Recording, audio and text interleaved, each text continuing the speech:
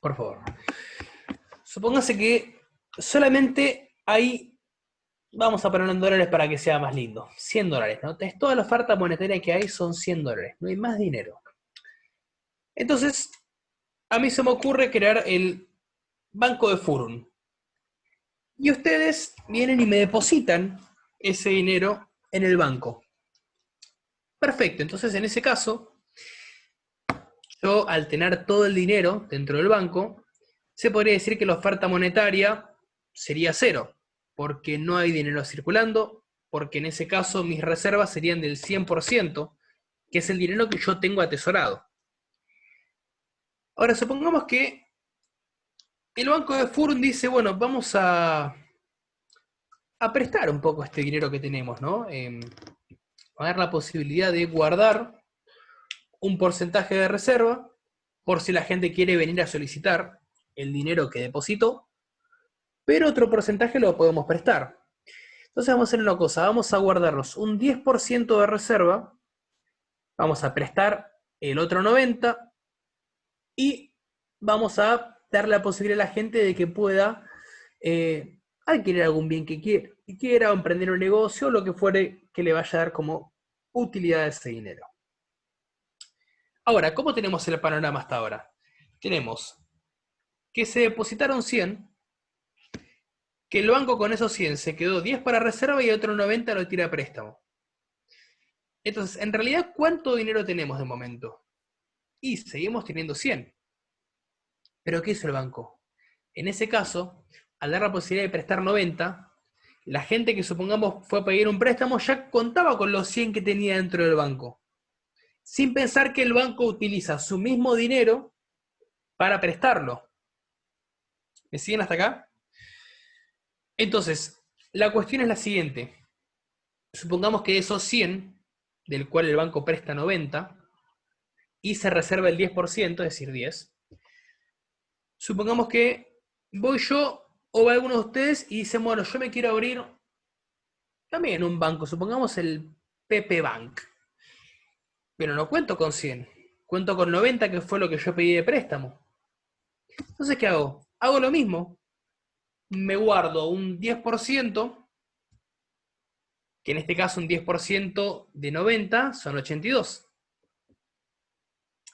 Presto ese 82, me reservo, ya no me puedo reservar 10, me tengo que reservar 9, porque yo siempre tomo como referencia que no cuento con 100, cuento con 90. Pero en la misma cuenta solamente que disminuye los números. En vez de tener 10 de reserva y 90 para prestar, tengo 9 de reserva y 82 para prestar. De el depósito que fue 90, el depósito que yo pedí al banco que me lo dio como préstamo. Y supongamos que un tercero quiere hacer lo mismo. Dice, bueno, entonces yo pido ese préstamo de 82, meto el 10% de reserva, que son 8, presto el otro 90, que son 73, y así sucesivamente. Entonces fíjense cómo de 100 que se depositaron al principio, el banco poniendo, que ya vamos a analizarlo, lo que es un encaje bancario que le permite poder prestar mucho más dinero del que debería atesorar como reserva, permite que se pueda seguir creando dinero. Entonces, en este caso, en este ejemplo que nosotros dimos, fue con un número relativamente mínimo, insignificante. Ustedes imagínense que esto pasa con millones y millones y millones de dólares y se repite y se repite y se replica y se replica, y no estamos hablando de los intereses que cobra el banco por prestar ese dinero, porque nosotros sabemos que el banco, cuando nosotros vamos a pedir un crédito, ellos nos cobran lo que se denomina la tasa pasiva. Esa tasa pasiva tiene en cuenta un porcentaje que el banco te cobra para prestarte el dinero.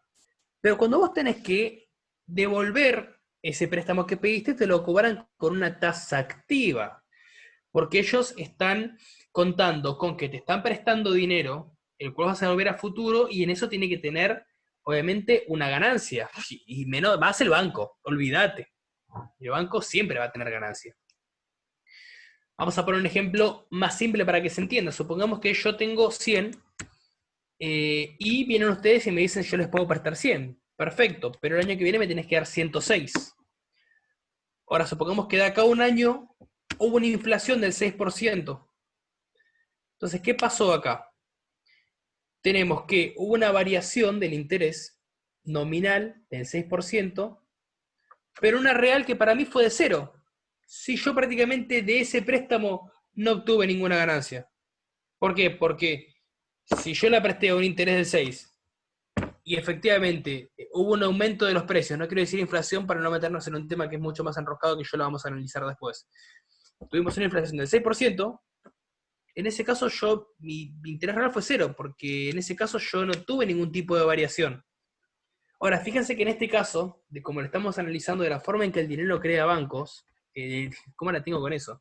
De que el banco crea dinero, ellos cuando ustedes van a pedir un crédito, ellos te dicen cuál es la tasa de interés nominal. Y la tasa de interés nominal es la que está sujeta justamente a la especulación. Está sujeta a los parámetros reales, que eso obviamente nadie los puede saber. Todos podemos tener una idea, una noción de cuánto va a ser la inflación que podemos llegar a tener, pero nadie tiene la realidad, la posta de los números, porque para poder calcularlo, para poder en realidad calcular la tasa de interés más aproximada al número que debe ser, se tiene que tener en cuenta la relación, y esto creo que lo habíamos visto cuando habíamos analizado un poco a Friedman, la variación en la relación de los precios actuales, de los precios futuros, de cómo ha sido la inflación en su momento y cómo va a llegar a ser a posteriori, justamente en base a esa variación de los precios, porque la inflación es el aumento interrumpido y constante de la suma de los bienes y servicios. Entonces, fíjense que hay que hacer un montón de especulaciones para saber cuál debería ser la tasa de interés aproximada a cobrar de acá a 8 meses. Yo tengo que hacer un estudio de los bienes y servicios de acá a 8 meses de una forma que es imposible de saberlo, porque nadie lo puede saber. Entonces, por eso es que tenemos una tasa nominal y una tasa real. Ahora, ¿qué es lo que hacen los bancos? Ellos te dicen, sí, sí, yo te presto. Supongamos que habíamos dicho que la inflación estaba un 80, 85 más o menos. Les dice el banco a ustedes, yo te voy a prestar dinero a una tasa del 60%, una tasa nominal del 60%. Bueno, dicen ustedes, está bien. Está por debajo de la inflación que tenemos hoy en día, va a seguir más por debajo de la inflación que vamos a tener de acá cuando la pague, me conviene. ¿Qué pasa? Al cabo de un par de meses, te das cuenta que ese tope empieza a subir, a subir, a subir, a subir. ¿Vos dijiste cómo?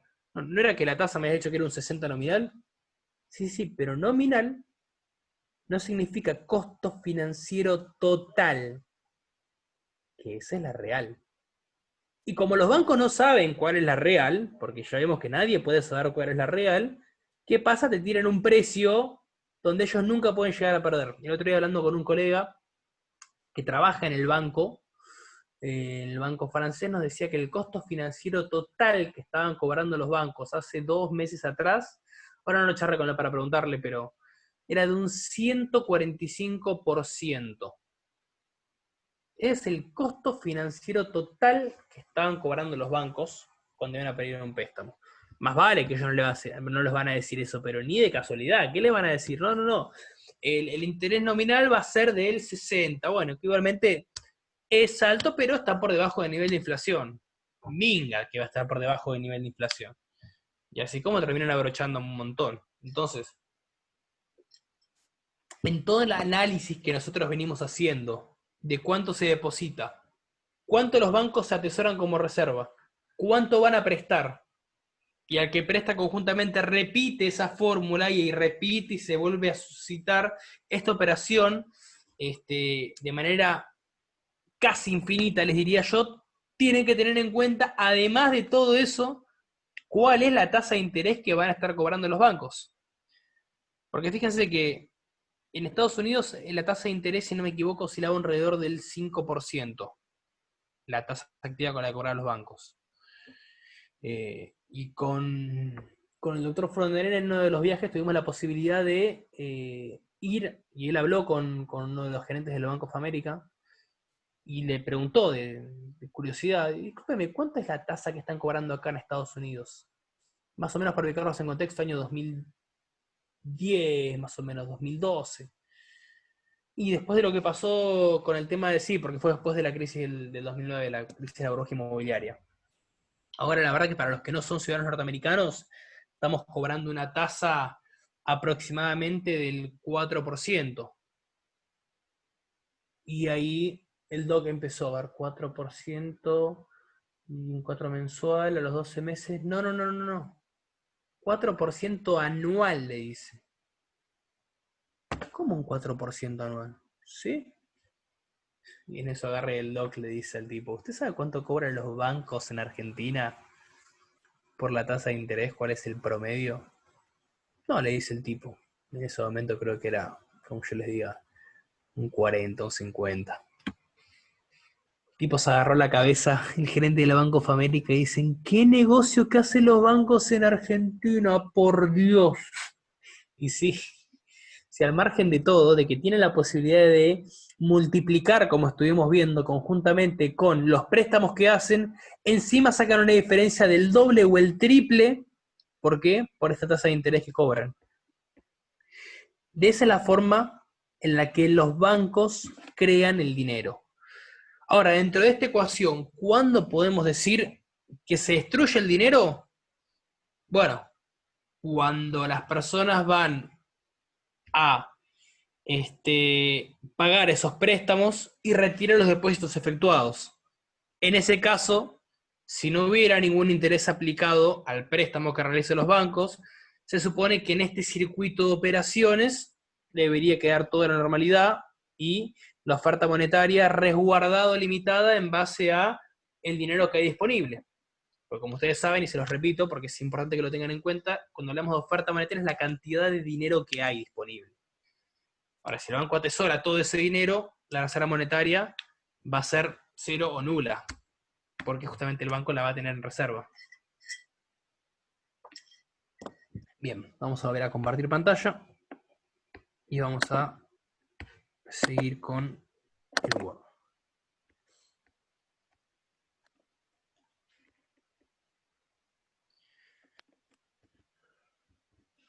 Bueno, acá el doc había hecho un cuadrito muy básico de cómo es la creación y distribución del dinero. Si quieren después léanlo. Yo creo que con lo que ya les he explicado hasta ahora, y después si tienen alguna duda vuelven a rever la clase esta, porque de verdad que les va a servir si lo pueden plasmar así. Es bastante más llevadero de entender y más simple. Igualmente acá yo después les voy a pasar acá lo había escrito en la pizarra de cómo era más o menos la forma esta de la relación entre depósito, préstamo y reserva, pero después se lo voy a mandar la foto porque creo que va a ser más fácil para ustedes verlo que tratar de acercar la cámara. No se va a llegar a apreciar mucho. Pero bueno, tengan en cuenta esto de cómo se realiza la creación del dinero bancario, tengan en cuenta la influencia que tienen las tasas de interés, y tengan en cuenta cómo se da este factor de multiplicador que genera conjuntamente que con un depósito de 100 podamos llegar a tener hasta 1000. Porque en este caso, supongan, nosotros tenemos 10, tenemos 100, que se va a usar justamente una reserva del 10 y se va a prestar el otro 90.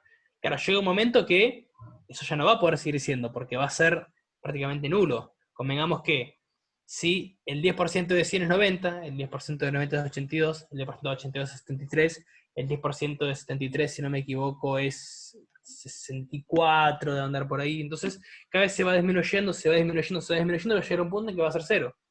¿Cuántas veces se puede hacer esta multiplicación? Casualmente con 100 podemos llegar hasta 1000. Ahora, esto no pasa con 100. Esto pasa, como les dije, con miles, millones.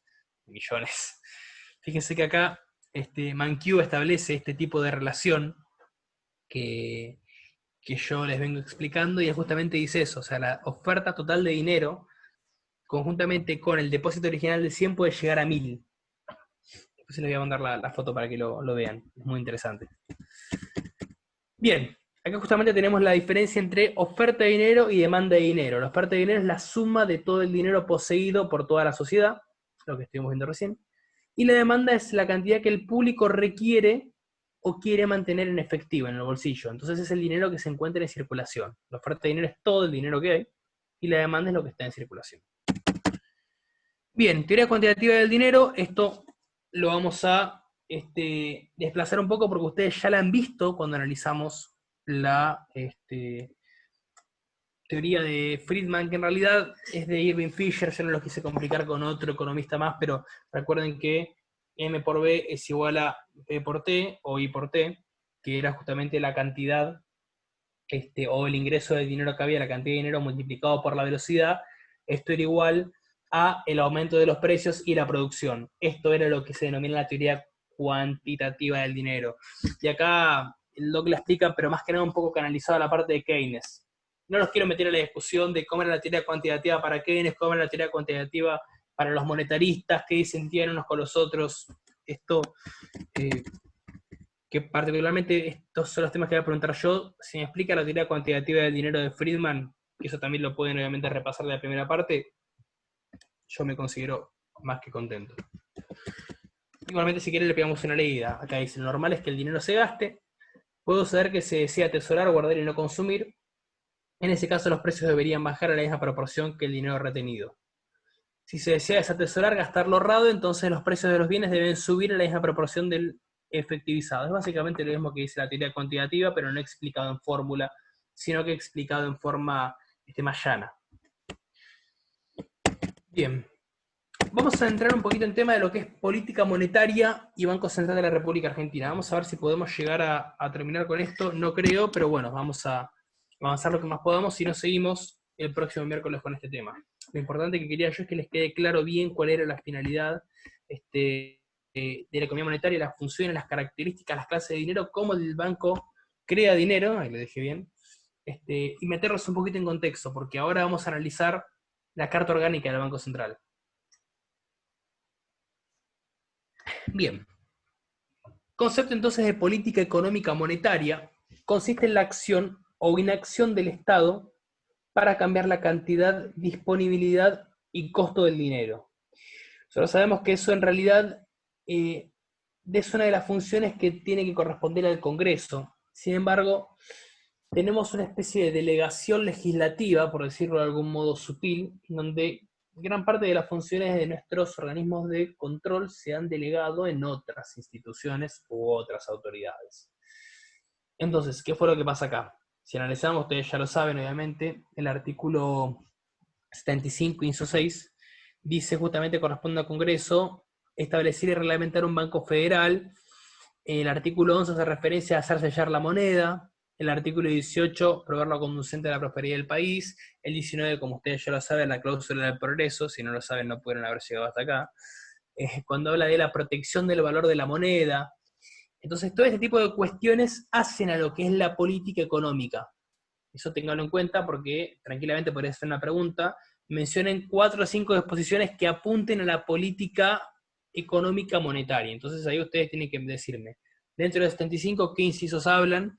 Después ya vamos a ver algunos otros artículos que podrían llegar a moldar en esta concepción, o mismo de la Carta Orgánica del Banco Central, que la tenemos acá, de la que vamos a analizar un poquito, pero sepan que ahora el estudio se va a centrar en esta, es la ley 24.144.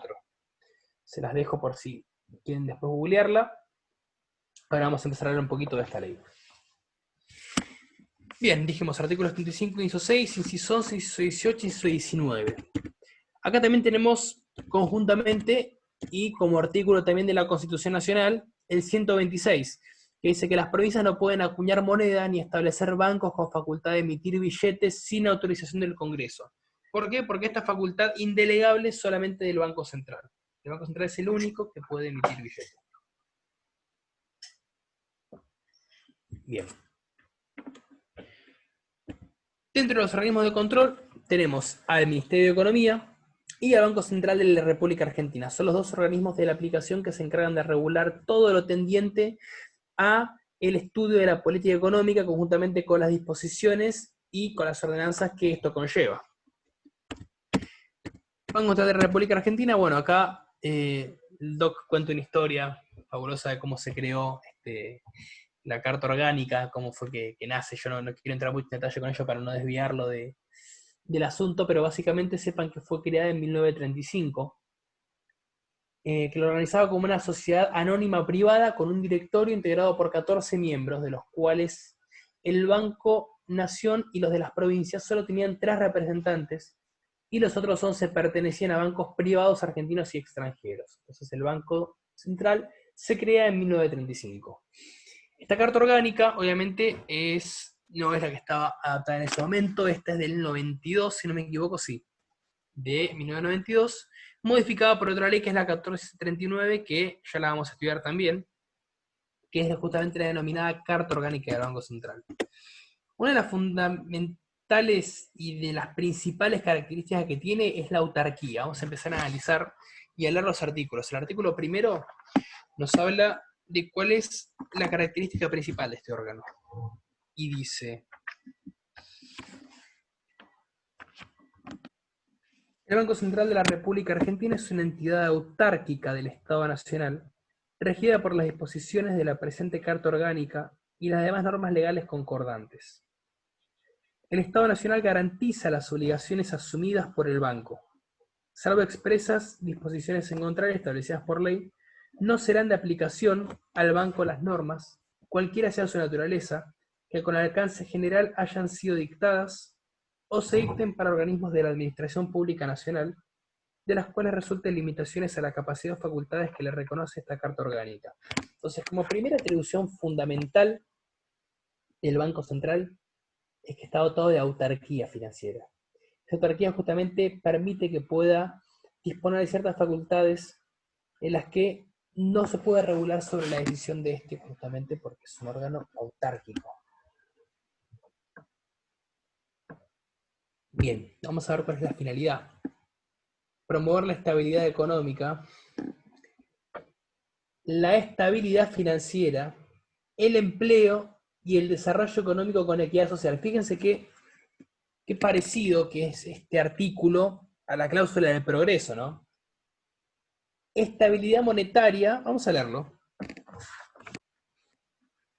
Ahora saben de quién es la culpa de que se devalúe la moneda de la forma en que se devalúa. Al margen de las decisiones de carácter completamente inocuo que puede llegar a tener Kicillof, o que puede llegar a tener Alberto, o que puede llegar a tener Cafiero, la responsabilidad conjuntamente, si no me equivoco, es del presidente del Banco Central, que hoy en día creo que es Peche. Porque claro, la gente no conoce, no sabe a quién corresponde justamente la estabilidad monetaria. Ahora lo van a saber ustedes. Artículo 3. El banco tiene por finalidad promover, en la medida de sus facultades y en el marco de las políticas establecidas por el gobierno nacional, la estabilidad monetaria, la estabilidad financiera, el empleo y el desarrollo económico con equidad social. Qué lindo que suena, ¿no? Así al oído es hermoso. Ahora creo que estos muchachos deberían dejar de meterle acá, levantar un poquito la cabeza y ver cómo está la realidad en nuestro país, ¿no? Porque de esto, todo lo opuesto. Bien, sigamos entonces. Esa es supuestamente la finalidad. Finalidad, me parece que le voy a poner entre comillas en cualquier momento. Funciones. Eso también es importante que lo tengan en cuenta. ¿Cuáles son las funciones que debe cumplir el Banco Central? Lo dice el artículo 4 y vamos a seguir leyendo. Acá tenemos justamente la carta orgánica comentada. Tampoco los quiero entrar mucho en detalles de todo lo que establece acá. Son funciones y facultades del banco. De estas es muy posible que también lleguemos a preguntar cuáles son las funciones o atribuciones del Banco Central. Las tiene el artículo 4. Y sépanse cómo están conformadas, porque nos ha pasado en varios exámenes que nos dijeron, por ejemplo, cuando hablábamos del tema de presupuesto. Sí, se puede modificar el presupuesto, artículo 28 y 38. Bien, ¿qué dice? Ah, no, eso no nos sirve de nada que nos digan el artículo si no nos explican qué quiere decir. Entonces, vamos a empezar a nombrar algunas de las funciones que tiene el Banco Central. A. Regular el funcionamiento del sistema financiero y aplicar la ley de entidades financieras y las normas que en su consecuencia se dicten. B. Regular la cantidad de dinero y las tasas de interés y regular y orientar el crédito. Miren qué importante que es esta, ¿no? Vamos a darle de vuelta. Regular la cantidad de dinero, es decir, justamente la oferta monetaria. Las tasas de interés, o sea, el que le tiene que decir y bajar lineamiento a que los bancos no te cobren un 145% de costo financiero total es el Banco Central. Tampoco es culpa de los bancos que tengan que estar sometidos a cuáles son las opciones que tienen para poder justamente prestar el dinero con el que cuentan. Dijimos, tasa de interés irregular y orientar el crédito. Entonces, el que tiene que encargarse de todas estas funciones es el Banco Central. Sigamos leyendo. C. Actuar como agente financiero del Estado Nacional y depositario y agente del país ante las instituciones monetarias, bancarias y financieras internacionales a las cuales la nación haya adherido, así como desempeñar un papel activo en la integración y cooperación internacional.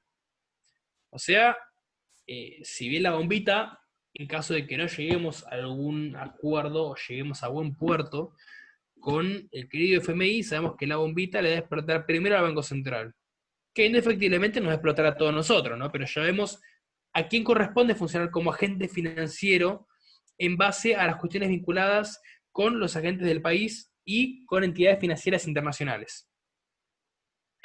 Bien, ya dijimos tres, vamos a hablar de la cuarta. Concentrar y administrar sus reservas de oro, divisas y otros activos externos. Es también obviamente el que establece cuál es el precio que debe estar el dólar. Eso lo dice todo el Banco Central. Todas son políticas del Banco Central. Que surgen de dónde? Del artículo cuarto. Se me fue. Ahí estamos. Bien. Contribuir al buen funcionamiento del mercado de capitales. Contribuir al buen funcionamiento. No. Yo les juro que cada vez que lo leo, sigo diciendo, ¿cómo puede ser que esto esté escrito de una forma y sea completamente lo opuesto? Porque les juro, chicos, que ustedes lo saben. Es completamente lo opuesto a lo que se hace. Ejecutar la política cambiaria en un todo de acuerdo con la legislación que sancione el Honorable Congreso de la Nación, regular en la medida de sus facultades los sistemas de pago, las cámaras liquidadoras y compensadoras. H. Proveer a la protección de los derechos de los usuarios y servicios financieros y a la defensa de la competencia, coordinando su actuación con las autoridades públicas competentes en estas cuestiones. Proveer a la protección de los derechos de los usuarios de servicios financieros. Este sería un artículo que tendríamos que hacérselo rever nuevamente, ¿no? A nuestro querido presidente, ya que tiene la idea de expropiar. Bueno, sigamos hablando. Ya dijimos las funciones contempladas en el artículo cuarto. Directorio, un presidente, un vicepresidente y 8 directores. Artículo 6 dice justamente cómo se va a conformar. Estoy diciendo los artículos que nos interesa que sepan ustedes y los que podemos llegar a preguntarles. ¿Cómo está conformado? ¿Cuáles son las funciones que tiene? ¿Cuál es la naturaleza? Justamente tienen que decir ustedes que está toda autarquía. Artículo 6. El banco está gobernado por un directorio compuesto por un presidente, un vicepresidente y 8 directores. Todos ellos deberán ser argentinos, nativos por naturalización, con no menos... este es increíble, chicos. Escuchen esto porque la verdad que es... Dijimos, un directorio compuesto por un presidente, un vicepresidente y 8 directores, ¿no? Hasta acá venimos bien. Todos ellos deberán ser argentinos, nativos o por naturalización, con no menos de 10 años de ejercicio de la ciudadanía. Está bien. Escuchen esto. Deberán tener probada idoneidad en materia monetaria, bancaria o legal vinculada al área financiera, es lógico, y gozar de reconocida solvencia moral. ¿Alguno de ustedes me puede explicar qué es solvencia moral? Porque yo hasta el día de hoy, en los años que vengo dando economía monetaria y vengo estando en la cátedra con el doctor, no sé a qué se refieren con solvencia moral. Pero bueno, sepan que el artículo 6 dice que para formar parte del directorio tienen que tener solvencia moral, chicos. Son esos términos donde uno, bueno, en su momento también en el civil, ustedes habrán visto, el buen hombre de negocios. ¿qué se entiende por un hombre de negocio? Bueno, lo veo un poco más coherente que solvencia moral. Ay, las cosas que querer. Bueno, vamos a ver si podemos terminar con esto, con efectivo mínimo encaje bancario y tasa de redescuento, que son dos instrumentos con los cuales cuenta el Banco Central, para poder disponer esto que estuvimos viendo de la creación del dinero, cómo viene a jugar acá. Bien, está facultado para emitir billetes y monedas, conforme a la delegación del Congreso, artículo 17, y llevar a cabo los siguientes instrumentos. Bien, entonces, obviamente vimos que el Banco Central es el único que está facultado para emitir billetes. Bien, vamos a ver, pasa que no vamos a llegar, prefiero darles esto y después leer el 17, sí, porque... Acá. El banco está facultado para realizar las siguientes operaciones, y el inciso A dice, emitir billete moneda conforme a la delegación de facultades realizadas por el Honorable Congreso de la Nación, y tiene un montón justamente de incisos, pero ese prefiero que lo lean ustedes. Anoten, chicos, artículo 17. Bien, ahora, efectivo mínimo encaje bancario. ¿Qué quiere decir esto? El Banco Central puede exigir que las entidades financieras mantengan disponibles determinadas proporciones de los depósitos en moneda nacional o extranjera. ¿Recuerdan cuando estuvimos analizando el ejemplo que les di de cómo el banco crea dinero? Una persona deposita 100 y el banco dice, bueno, vamos a guardar un 10% para reserva y el otro 90% lo prestamos. Eso no lo dicen los bancos, eso se lo dice el Banco Central. Le dice, bueno, perfecto, vos vas a tener un encaje bancario del 20%. Ahora, ¿cuál es la contrapartida de eso? Supongan que ustedes son un banco y dicen, bueno, si solamente tengo que tener un 20% de reserva y el otro 80% de los depósitos lo puedo gastar, entonces tengo bastante dinero para gastar. Entonces, tendría por lógica que cobrar una tasa de interés barata para que la gente pueda acceder a préstamos. Total, tengo dinero disponible. Entonces, en ese caso, si el encaje bancario es un porcentaje bajo, en ese caso los bancos tendrían más dinero para prestar, por lo tanto las tasas de interés deberían ser bajas, porque permitiría que más personas puedan acceder a ese crédito. Ahora vamos a analizar la situación inversa. Supongamos que el Banco Central le dice, no hay que dejar que la gente retire el dinero porque estamos en época de pandemia, así que vamos a aumentar un poquito el encaje bancario a un 80%. APA. Entonces, si vos me estás diciendo que un 80% es lo que yo tengo que tener en reserva y tengo solamente un 20% para prestar, entonces, ¿qué pasa? Voy a tener que cobrar un interés recontra alto para que sean pocos los que puedan acceder a un crédito, siendo que no tengo mucho dinero para poder gastar. ¿Me siguen hasta cómo funciona el juego? Bien. Y ahora vamos a analizar, ven, acá tenemos establecido, esto origina dos situaciones. Si el encaje aumenta, los bancos tienen poco dinero para prestar, aumentando las tasas de interés. Si el encaje baja, sucede lo opuesto. Vamos a analizar la tasa de redescuento. Bien, también la vemos en el artículo 17. El Banco Central puede otorgar redescuentos a entidades financieras por razones de iliquidez. En caso de que los bancos estén quedando sin sustento y sin respaldo, el Banco Central puede salir a darles un apoyo a los bancos y dotarlos de liquidez. Este es el interés que le cobra el Banco Central a los bancos que le piden. Esa ayuda dineraria puede originar dos situaciones. Si la tasa de redescuento baja, los bancos piden más y el interés que cobran por los préstamos. Y baja el interés que cobran por los préstamos. Si la tasa de redescuento aumenta, los bancos piden menos y aumenta el interés que cobran. Esto funciona como si fuera el encaje bancario, pero al revés. Acá no es que los bancos tienen limitación del dinero que pueden gastar, sino que los bancos le piden al central que justamente les dé liquidez porque no tienen. Entonces, ¿qué pasa? Depende cuál sea la tasa de redescuento del banco para poder pedir ese crédito, va a ser que los bancos pidan más o pidan menos. Y depende de lo que piden, van a ser si el interés que van a cobrar para prestar sube o baja. ¿En qué varía esto? Por ejemplo, explico esto rápido a ver si podemos llegar a concluir la idea. En el plan ahora 12, ahora 12, ahora 18, hay pocos bancos, de Provincia, Nación, HBC, Patagonia y Hipotecario. Esos bancos, obviamente, que deben tener una tasa de redescuento baja, porque el Banco Central les debe dar una tasa de interés a menor costo. ¿Por qué? Porque dice, escuchame una cosa, yo estoy tomando deuda, de acá a 12 meses la gente puede tarjetear en 12, 18 cuotas sin intereses, y yo tengo que asumir el costo de financiación. Entonces, ponemos una tasa de redescuento baja si yo necesito liquidez para poder salir a afrontar el pago de acá a un año con la inflación que vamos a tener, y no me tires un hachazo al medio. Ahora, tenés otros bancos como el francés, el Galicia, el Santander, que dijeron, ni loco nos metemos en el hora 12, chao, en diciembre se bajaron y nunca más volvieron. Entonces, seguramente esos bancos, si no llegan a tener liquidez, la tasa de redescuento para ellos va a ser alta, porque el banco no les va a querer prestar.